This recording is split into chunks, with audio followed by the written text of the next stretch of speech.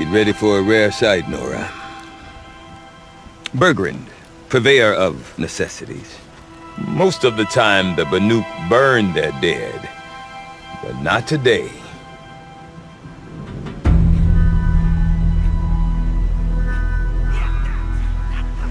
Because the bodies couldn't be recovered. Aye, a nasty business. All their best warriors lost.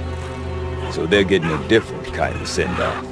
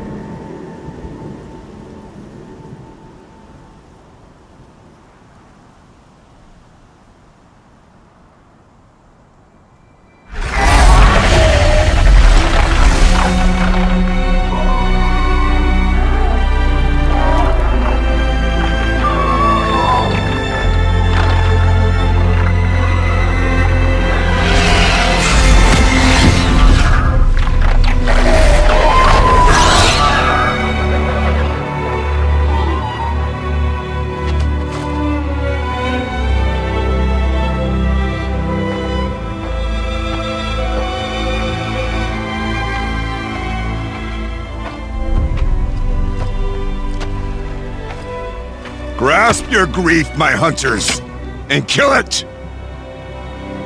For our kin sees the fate all Banuk long for. Falling with their spears striking steel. Their struggle is over now. You have witnessed their spirits rise up into the blue sky and beyond to the blue light. But our struggle is only beginning. Soon, we will again take up the hunt against the daemon that frenzies the machines against us. And so I ask you, can you summon the courage of our fallen kin? Will you fight and die as well as they did? My courage! My spear! Our blood is in your teeth, Oratok! We are Banuk. Our enemies are prey.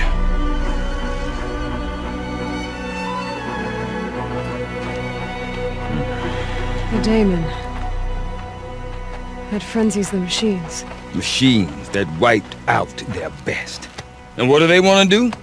Go back up there. Fools. A little advice, for free. Aloy. Aloy. I've been up here for 2 long winters, and I still can't make sense of the Banuk. Take this ruckus. It started with one of their shamans, Aurea, spouting on about spirits and daemons up on Thunder's drum. So they march their Warwick up there, and half of them get slaughtered by machines. When Aurea vanished, I thought the crazy might have gone with her. But no. Here's Big Oratok, gearing them up to do it all over again. Have you ever heard of a man named Silence? Tall, deadly serious, cables in his skin? Like a shaman? I've heard that name once or twice, but always whispered. Like some boogeyman the Banuk want to forget. I'm not sure what went down, but I got the impression he messed with the Conclave. Or they messed with him. Conclave? All the most important shamans gather in Banur from time to time to keep up with the latest mumbo-jumbo. No idea how they all fit into one tent without those crazy headdresses getting locked up on each other. Aurea's been to that shindig, but when I asked her what it's like, she just gave me a dirty look. So if you want to know more, you'll have to find her and make her like you, I guess. Good luck. What is it about the Banuk you can't make sense of? Well, Everything's a test to them. A hardship to endure. A challenge to survive. Seems like they don't have much of a choice in a place like this. Yeah. A land cold enough to crack teeth. Filled with wild animals. You'd think they'd accept a little reasonably priced aid. Well, believe me, I've tried to convince them. But a Banuk with nothing left to prove might just lie down and die. And Aurea is the one who spoke about this daemon? That's right. Told Aratak and the others that it lives up on Thunder's drum. And they believed him. But you don't. Look, I don't know what Aurea found up there. A shaman's not going to talk to an outlander. The machines in the cut are getting more vicious, that's a fact. It could be because of the daemon, or it could be because they all got indigestion, for all I know. But Aurea's not around to explain.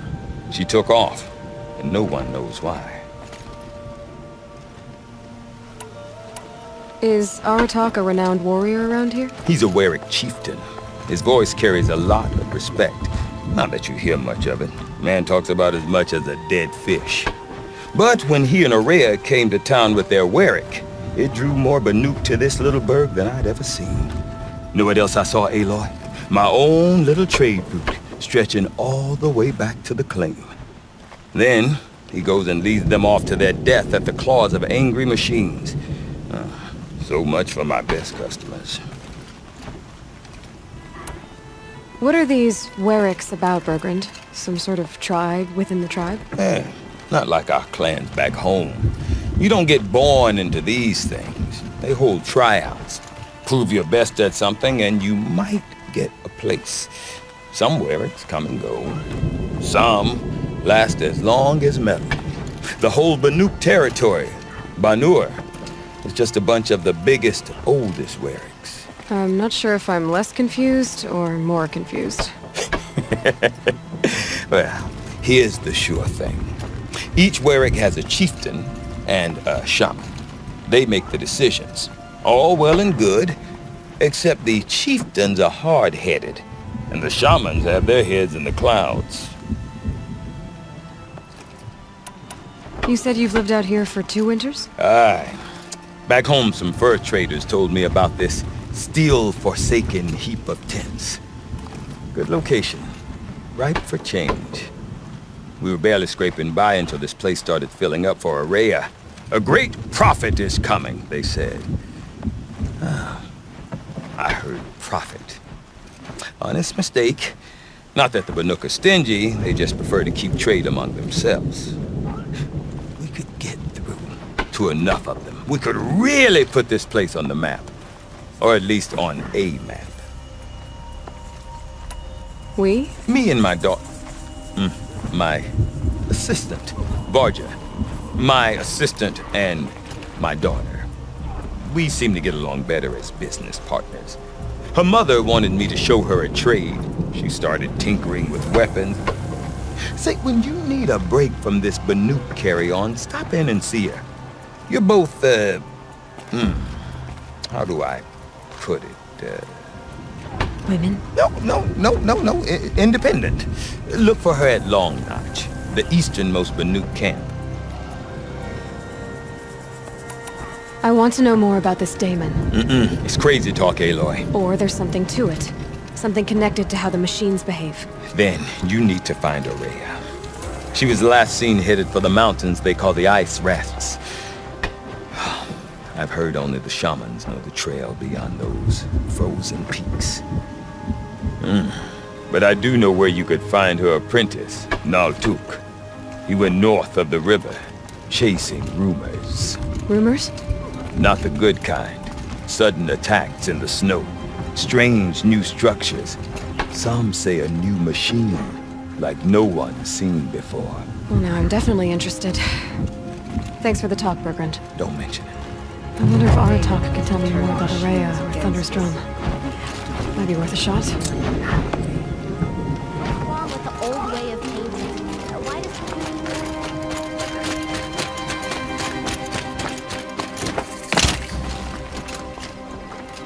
You seem sad, stranger. I heard you mention a flood? Yes. A sudden deluge, without rain or melt to explain it. I'm Lowlai, the drummer of Deep Din. Or at least I was, till it disappeared under the waters. Deep Din. What's that? A hollow, carved out by the old ones. A chamber, a basin, and a musical instrument all at once. My life, my calling. I'd explain it by playing for you if I could. But its pipes are deep under the water now. So Deep Din is a place, and a musical instrument? Yes. Pipes that carry a perfect tone beneath a sonorous basin. A wondrous edifice the old ones used to carry music far and wide. During the war, my father played the pipes to rally the Banuk against the Karja. I'm the drummer now, but our battles are few and far between. Mostly I play for the joy of it, or to remember my family. Of course, if the waters don't recede, what's the point of joy? Or remembering? So the waters came fast. One day it was dry. The next, the nearby river had risen and the entire basin was flooded. I don't understand it. There was no rain, not even any clouds, and yet the river rose higher than I'd ever seen it. And there it remains.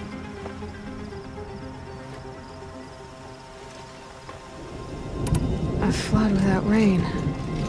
That is strange. Where is this place? I'll have a look if I'm in the area. Just northwest of here. Look all you like, but I don't see what good it'll do. The floodwaters aren't going anywhere. How does one ask a river to relent? Deep Din, silenced by rising waters.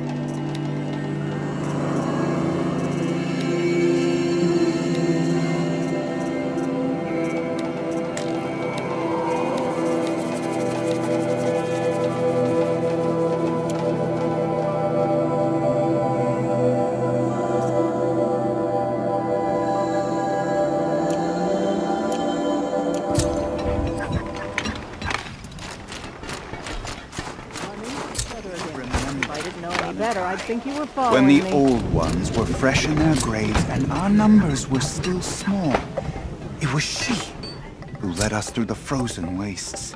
We also remember the ravenous tribe, who delighted in sucking the marrow from our broken bones. Everywhere Banukai and her Werak fled, the ravenous tribe were never far behind. Seeking a way to defeat them, Banukai went into the wastes and let the wind whip her cheeks. And when the cold brought sleep, she dreamt of light.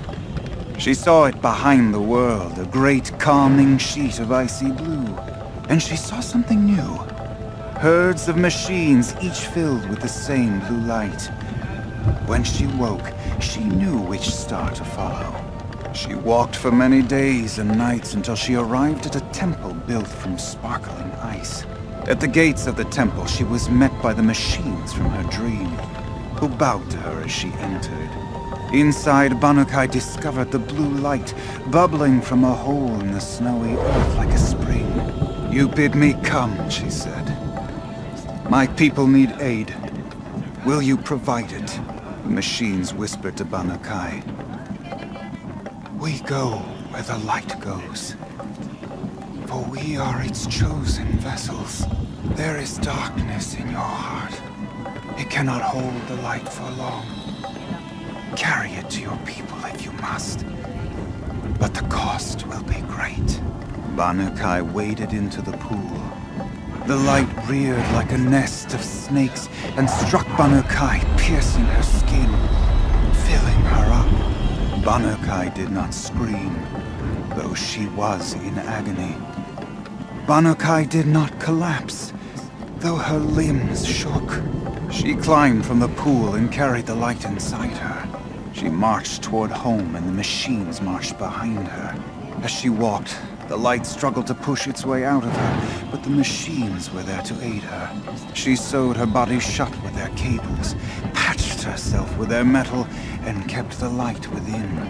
When she arrived, the forces of the ravenous tribe had surrounded the camp. Although the light had left her with 1,000 wounds, Banu Kai charged. And because she held the light, the machines followed. The ravenous tribe killed many, but those in camp rushed to join the battle. They gathered pieces of the fallen machines and from them fashioned weapons. And it was with these that Banu Kai's people repaid the suffering the ravenous tribe had wrought upon them. When quiet descended, Banu Kai finally fell. The machines bowed their heads, and her werak wept. The light she'd held within her drifted from her wounds and rose to the sky. And for just a moment, before life left her, Banu Kai knew the truth of the blue light. And she felt peace. We remember Banu Kai, the first to crawl from the cave beneath the world, brought the machines to us. When we speak the name of our tribe, we remember her. And we will not forget.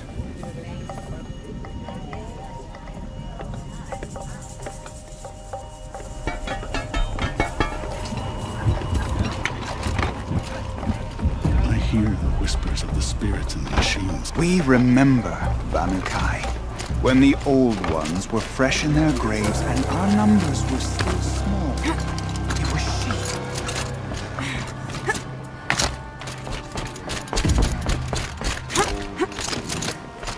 Our struggles don't concern you, Outlander.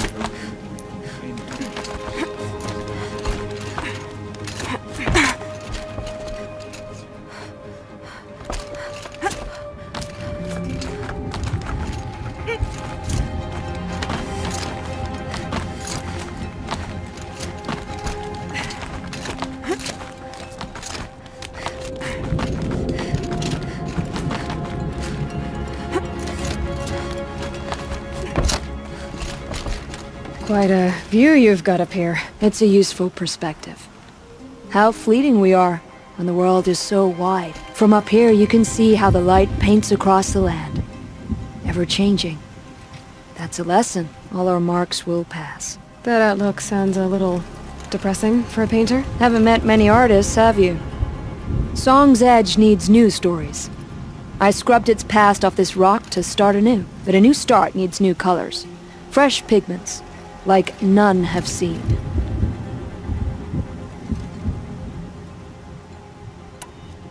Have you always been a painter? I've always painted. But I wasn't a painter until I was driven out of Ban-Ur. Up there, the markings are eternal.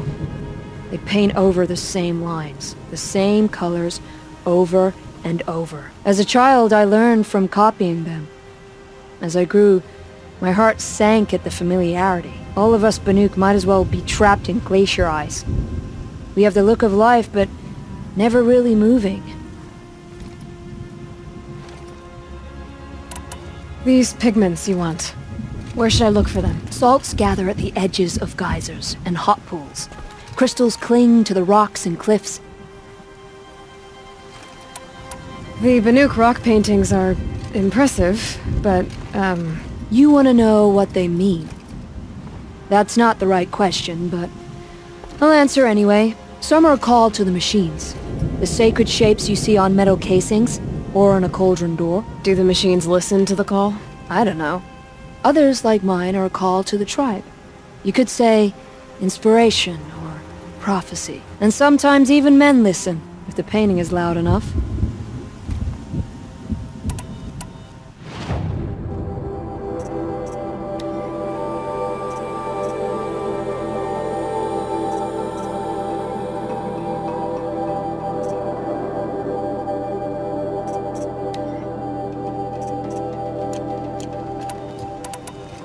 I'll see what I can find for you. Seek out the vibrant ones.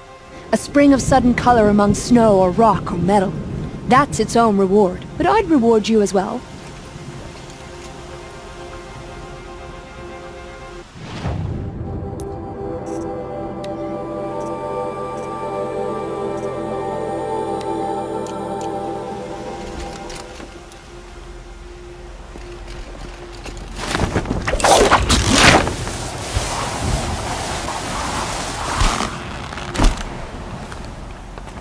Chosen a dangerous land to visit, Outlander. But I admire your courage.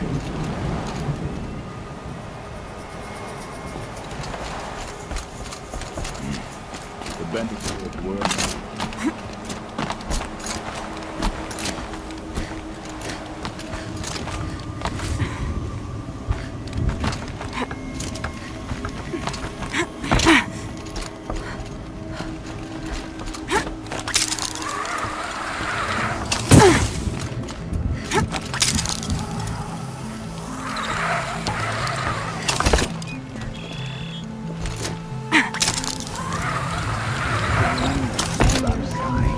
When the old ones were fresh in their graves and our numbers were still small. It was she who led us through the frozen wastes. We also remember the ravenous tribe. You're still breathing.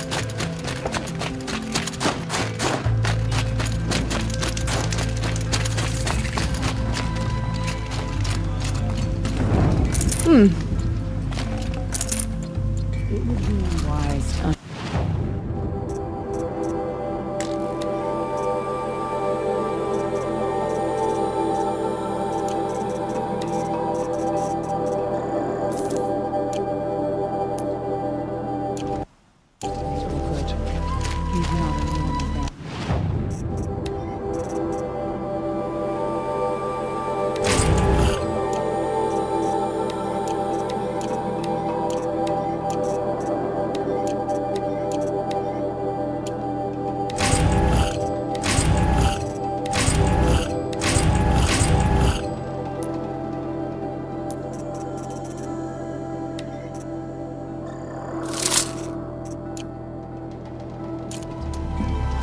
Bandits in the car, huh? Let's see who survives longer.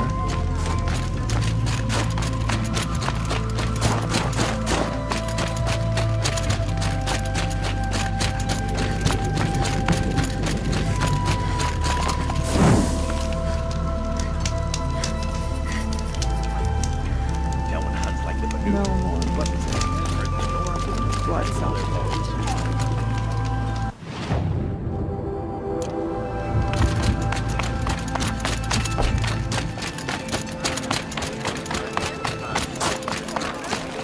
Bandits grow like mushrooms. I do not want to hear this talk from you again.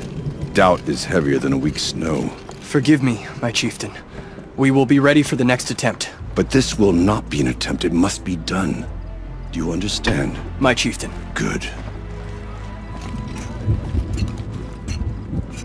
Outlander, I suppose you wish to speak? There are other Weraks in Song's Edge too? Yes. The village has its own life for all Banuk who need trade or shelter. After the war ended, it sprang up from what was once a campsite, quick as the bloom between frosts.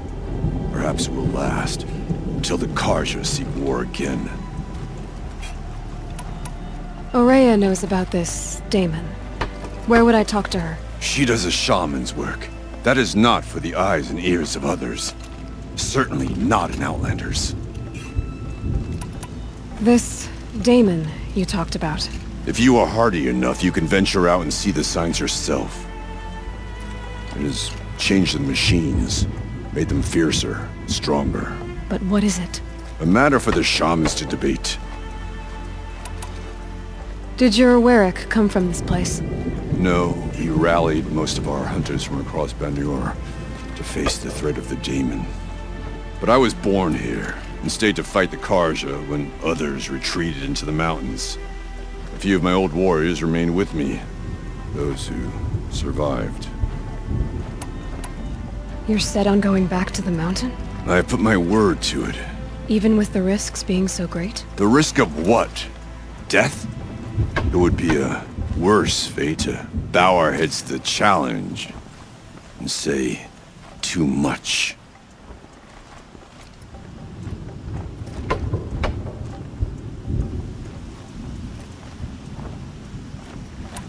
Well, I guess that's it then. Good. I prefer deeds to words. Right. I heard of a shaman once who drank a sheen oil. I think the conclave banished him.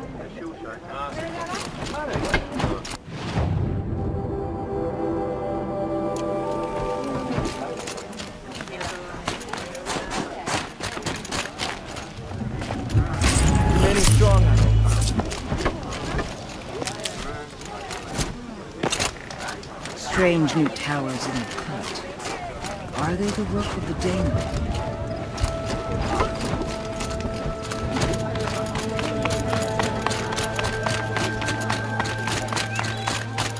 Okay, if I want to learn more about how this Daemon affects the machines, I've got to find Aurea. And to do that, I need to talk to her apprentice, who followed the river north. Outlander, wait a moment.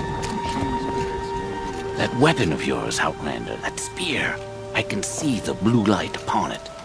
This? It was made by an acquaintance of mine. Ah, a shaman. No. More of a tinker? A tinker does not understand the spark in the metal, the song in the metal like this. But it could be improved upon, modified, with the help of the old ones. Far north of here there is a cave, a shaft in the snow. Within it is a nest of metal birds. Find a bird that hasn't been stripped by shamans past. Look for a rail inside it, the length of your spear. That's all I can tell you. Get a rail from some metal birds in a cave. Sounds perfectly normal.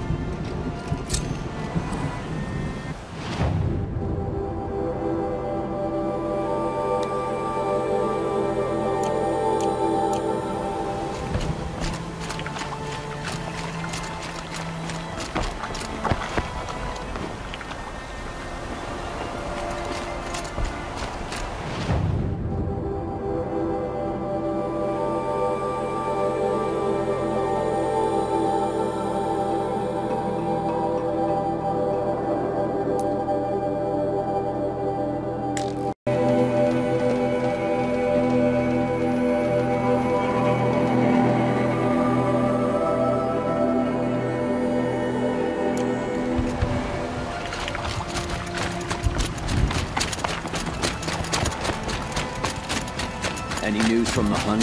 The herd isn't roaming far from the camp. Keep them together this time. Then we wait. But I bet we'll see a stray. All right, I'll keep watch tonight.